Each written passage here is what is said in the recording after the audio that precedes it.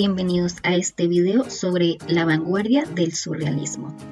Primero que todo, la palabra surrealismo fue acuñada por el poeta francés Guillaume Apollinaire para una obra de teatro en 1917.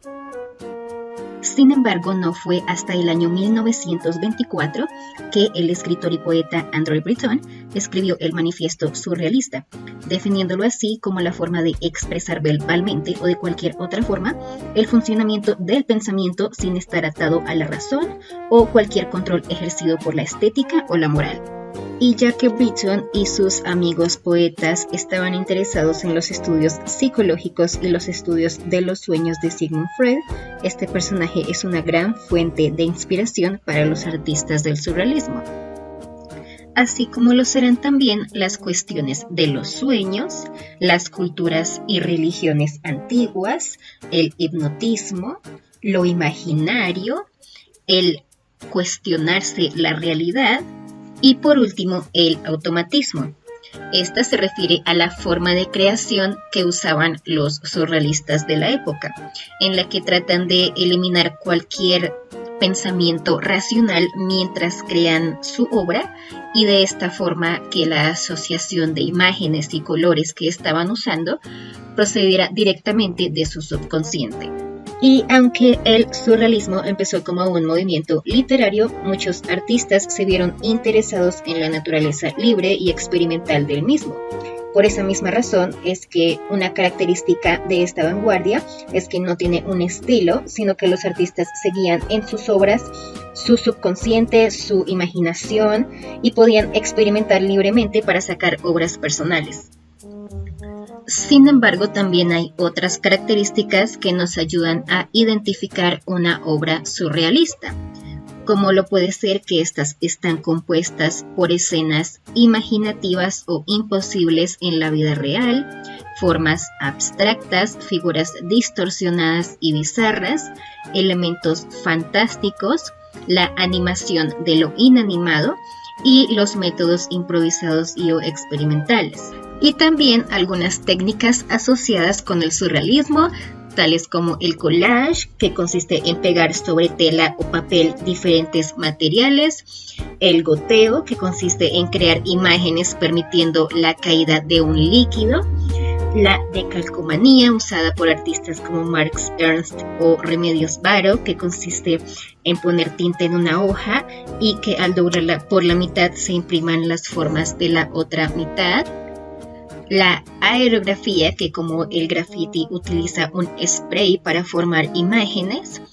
El frottage, que consiste en poner una hoja sobre un objeto con textura para copiar la forma de la misma. Y por último, el cadáver exquisito. Esto es un método que usaban los surrealistas de la época. Se juega entre un grupo de personas que escriben o dibujan una composición en secuencia. Entonces, los jugadores escribían por turno en una hoja de papel, la doblaban y después la pasaban al siguiente jugador para que él colaborara con otra idea. Así cada uno hacía algo en la obra que no tuviera ningún orden. Ahora voy a pasar a hablar de los artistas que fueron muy importantes para esta vanguardia. Max Ernst fue un artista alemán que fue considerado una figura fundamental tanto en el movimiento Dada como en el surrealismo a lo largo de su carrera artística. En 1922 viajó a París, donde pintó obras surrealistas. Fue el inventor del frottage y también del grattage, que es una técnica que consiste en raspar los pigmentos secos y que estos revelen la otra pintura de color que se ha puesto debajo. A lo largo de su carrera artística siempre estuvo interesado en experimentar, utilizó muchas técnicas, estilos y materiales, y como él decía, su meta era interpretar el mundo de los sueños y la imaginación. También se interesó por las obras que realizaban los enfermos mentales y por un tiempo estuvo en prisión, donde aplicó la decalcomanía a sus obras. Se ha analizado antes que las pinturas de Max Ernst usan el color para representar el tiempo, el clima.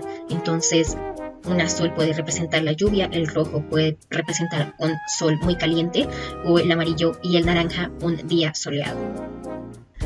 Ahora voy a hablar del artista español Salvador Dalí. Él es un artista muy importante para la vanguardia del surrealismo y él inventó un método llamado el método paranoico crítico. Este método era el que él empleaba en algunas de sus obras de arte.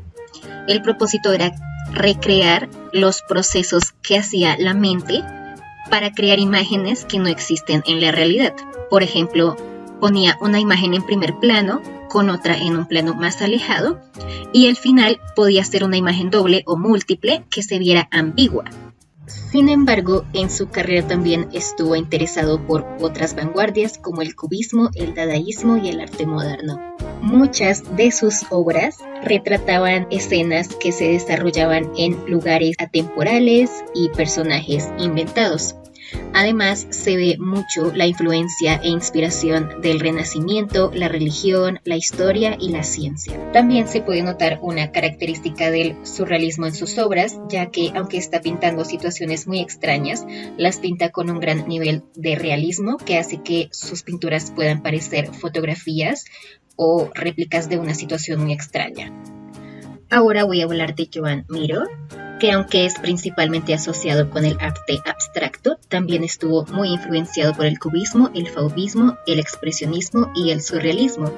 Esto porque él decía que nunca quiso unirse a una sola vanguardia que le exigiera o le limitara su creatividad.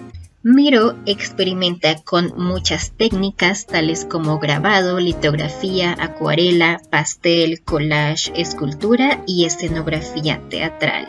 Joan Miró empezó a dibujar desde muy joven y siempre ha estado interesado en usar una mirada infantil a través de sus obras, ya que Miró manifestó su deseo de abandonar los métodos convencionales de pintura y de hacer obra para poder favorecer una forma de expresión que fuese contemporánea y que no siguiera las exigencias o la estética de ninguna vanguardia de la época o de años anteriores. Miró, por su parte, siempre ha sido elogiado por el uso de color en sus pinturas.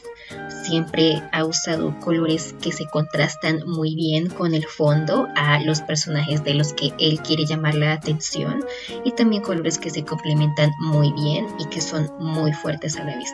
Por su parte, René Magritte decía que la realidad era una ilusión. Quería cuestionarla y mostrar su ambigüedad por medio de sus obras. También escribió un manifiesto llamado El surrealismo en plena luz del sol, ya que no estaba muy conforme con el surrealismo planteado por Britton.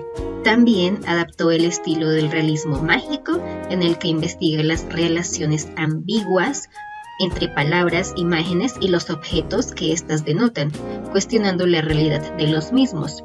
Esto lo separa de otros artistas surrealistas, ya que no estaba tan interesado en la interpretación de los sueños. Además, tampoco estaba interesado en el automatismo del que hablé anteriormente, sino que le interesaba explorar el límite de la percepción, los juegos de palabras y cuestionar la realidad a través de imágenes ambiguas. Magritte, por su parte, tiene muchos tonos fríos en sus obras y el azul es el color más predominante. Por último, voy a hablar de la artista Leonora Carrington. Su obra es más que todo autobiográfica y estaba inspirada en los sueños y los misterios del inconsciente, por lo que la temática de sus pinturas era un simbolismo muy personal y muy femenino de cómo ella veía su vida a través del misterio y la fantasía. Sus obras están repletas de seres fantásticos, a menudo animales de la mitología celta, y todos en un estilo que tiene que ver con los postulados surrealistas, como podemos ver en su obra Autorretrato. Además, una gran parte de su vida la pasó en México, por lo que este país tuvo una enorme influencia en su obra por la gran variedad de culturas indígenas y prehispánicas.